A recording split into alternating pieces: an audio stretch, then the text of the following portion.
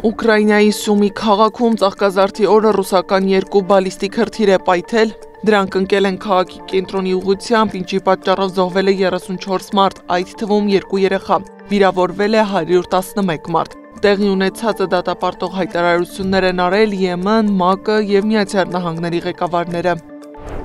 Ուկրաինայի նախագահ Վլադիմիր Զելենսկին Թրամփին հրավիրել է Ուկրաինա իր աչքով տեսնելու ռուսական հարձակման հետևանքները։ Խնդրում եմ նախքան որոշում կայացնելը եկեք և նայեք մարդկանց քաղաքացիական անձանց, զինվորներին, հիվանդանոցներին, եկեղեցիներին, երեխաներին, որոնք ավերվել կամ մահացել են, ասել է Զելենսկին։ Թուրքիայում նախագահի արտահերթ ընտրության անցկացման հարցով ընդդիմության քարոզարշավի ընթացքում Թուրքիայում ավելի քան 10 միլիոն ստորագրություն է հավաքվել, հայտարարել է երկրի ընդդիմադիր ժողովրդահանրապետական կուսակցության առաջնորդ Օզգյուր Օզելը։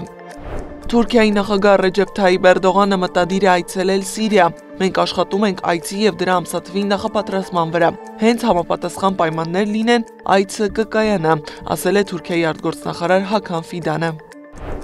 Թուրքիայում աննախադեպ սառնամանիքներ են, վերջին 10 տարվա համար ռեկորդային ցածր ջերմաստիճան է գրանցվել։ Երկրի գյուղատնտեսության նախարարը տեղեկացրել է, որ ջերմաստիճանն իջել է մինչև -15 աստիճան, ձյուն և կարկուտ է տեղացել։ Երկրում օդի ջերմաստիճանի կտրուկ անկումը գյուղատնտեսությանը մեծ վնաս է հասցրել։ Իրանի և Միացյալ Նահանգների միջև անուղղակի բանակցությունների երկրորդ փուլը կարող է չանցկացվել Օմանում, տեղեկացրել է Իրանի արտգործնախարարության պաշտոնական ներկայացուցիչ Էսմայիլ Բաղային։ Նա նշել է, որ հաջորդ հանդիպման վայրը դեռ քննարկվում է, բայց Օմանն ամեն դեպքում կշարունակի միջնորդի դեր խաղալ։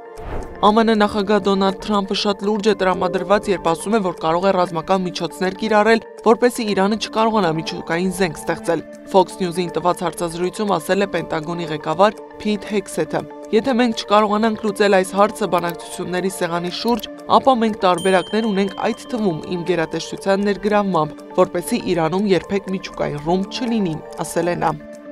Մեծ Բրիտանիայի կառավարությունը չեղյալ է հայտարարել 89 ապրանքների ներմուծման մաքսատուրքերը, էլեկտրական մեքենաների մարտկոցներից մինչև մրգային հյութեր, որպեսզի աջակցի տեղական ընկերություններին ԱՄՆ նախագահ Դոնալդ Թրամփի նախաձեռնած առևտրային պատերազմի պայմաններում։